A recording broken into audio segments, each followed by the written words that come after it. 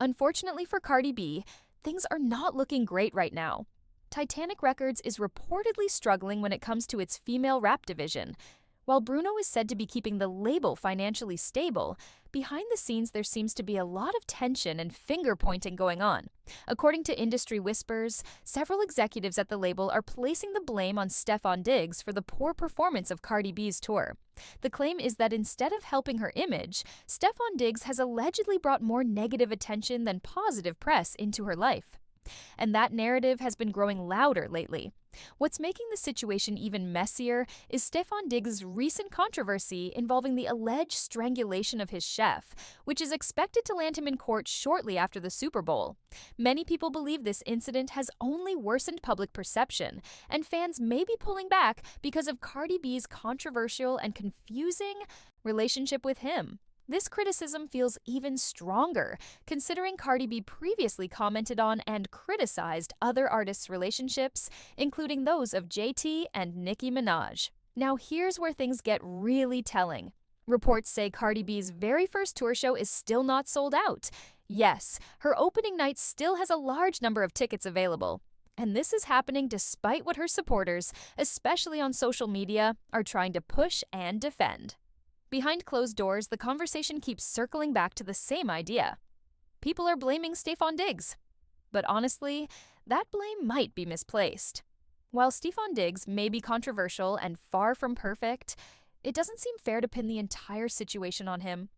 At the end of the day, we can't say he's the reason Cardi B is struggling to sell out arenas. That responsibility doesn't fall on him alone. In fact, even if Cardi B were single or completely drama-free, it's very possible the tour would still be facing the same issue. The reality is, the circumstances around her personal life may not be the deciding factor here at all. Because when you really break it down, the bigger issue might not be Stefon Diggs. It might be the overall momentum of the era itself. And that's something no relationship can fix. Let me be clear first. I wouldn't call the album trash. I'm not going to sit here and pretend it was complete garbage because it wasn't. In my opinion, she's not on the same level as Carisha or Saweetie. Some people might feel like she's closer to them or even worse, but personally, I think they've put out weaker music overall. That said, this album still fell short, especially considering how long fans had to wait. We're talking about an 8-year gap. She hasn't released a full album since around 2017 or 2018, and with that kind of hiatus, expectations were naturally very high. Unfortunately, the project just didn't live up to that moment. One of the biggest problems is replay value. There really aren't many songs on the album that make you want to go back and listen again.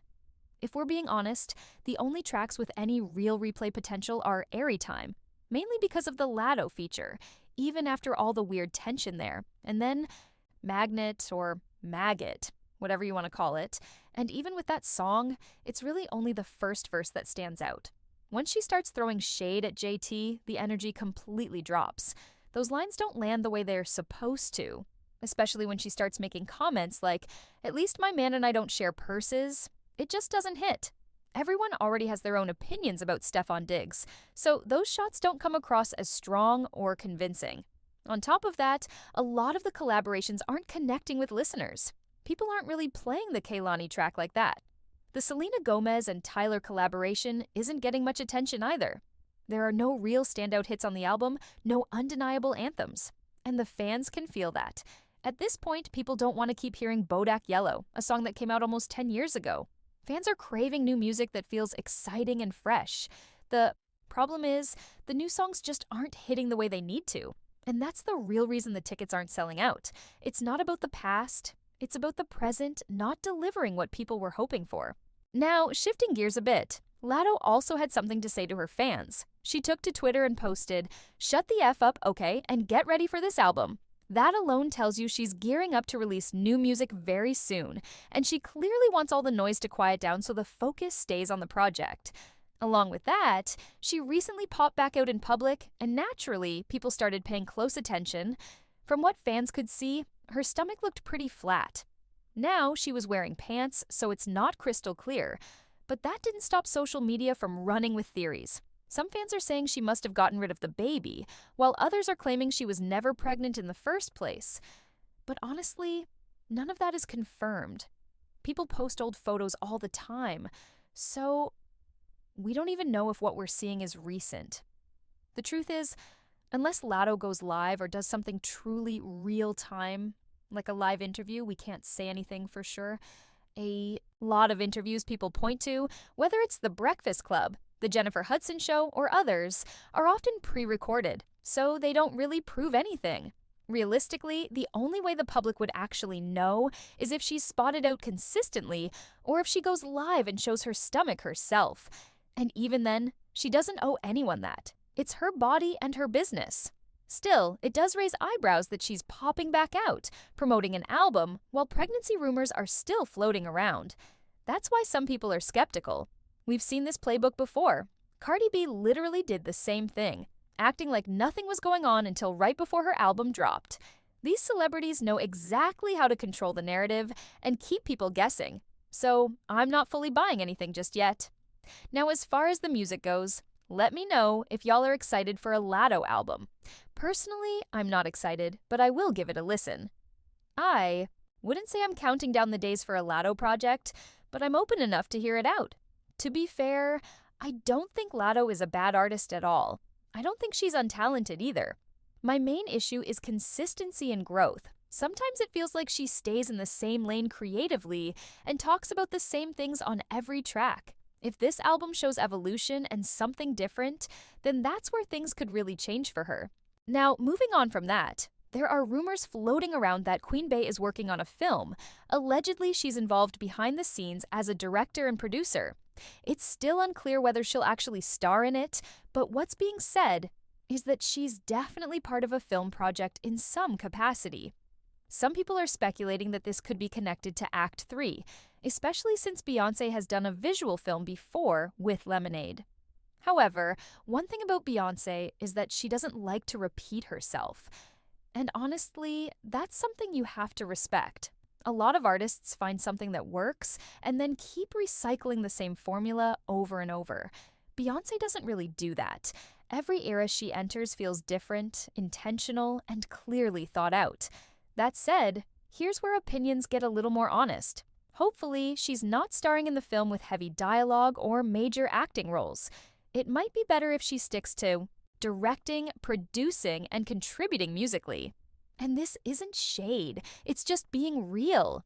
Beyoncé has long had a reputation for not being the strongest actress, and that narrative already exists whether people like it or not.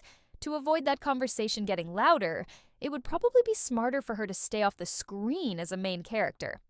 Let someone else handle the acting while she controls the vision, the storytelling, and the music. That's where she truly shines. Behind the camera, creatively leading the project, she's in her element. Now, to be fair, Beyoncé can act in certain situations. We've seen it before, like that infamous moment when she stepped out at the Met Gala elevator acting like nothing had happened. That took skill. But that kind of acting is different. That's real-life composure, image control, and media awareness. Acting in a movie is another level. You have to fully become someone else, step into a character that isn't you, and sell it convincingly. Beyoncé doesn't really do that.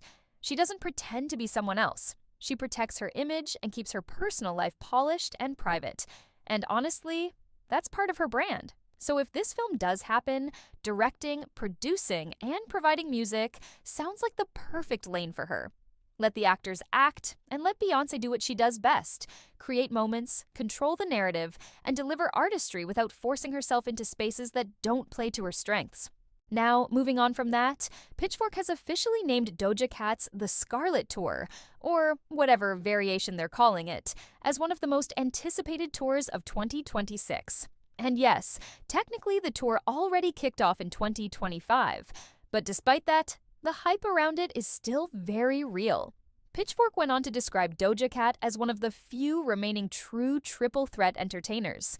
According to them, she can sing, she can rap, and she can handle complex choreography all at the same time. They're predicting that her tour will be packed with personality, confidence, and non-stop charisma from start to finish. Honestly, I'm curious. Do you agree or disagree with that take? Because personally, I do think Doja Cat is a top-tier performer. I've seen her live before, and what really stood out to me is that she didn't even rely on dancers. She had live musicians, drums, piano, that kind of setup, but no backup dancers carrying the show. And yet, she was still incredible. Her stage presence alone was enough. And the numbers back it up. Her London show at the O2 Arena is already estimated to be more than 95% sold out, with nearly 5 months of ticket sales still to go. That's huge. She's performing in London this year, and she's already on track to almost completely sell out the venue. So let me know, are any of you planning to see Doja Cat in London? Because to me, this really shows how much respect she gets as a performer. It feels like more people genuinely respect Doja Cat as an overall artist than they do someone like Cardi B. No shade at all, but Doja Cat seems to be more widely respected, not just by fans, but by the industry and even her peers. That level of respect makes sense when you look at her versatility and consistency on stage. And honestly, I'm excited to see her on tour. I've said this plenty of times before, though. I'm not really checking for the Scarlet Deluxe album like that. If I'm being real, I don't think it's going to live up to the hype. But when it comes to live performance, Doja Cat is definitely someone worth watching. What if I told you one artist right now is doing what most can't? Singing live, rapping effortlessly, and owning the stage without hiding behind dancers. While some tours are struggling to sell seats, this one is almost sold out months in advance. Critics are calling her a rare triple threat. Fans are showing up in real numbers, and the industry is paying attention. The question is, do you agree that Doja Cat is really that girl?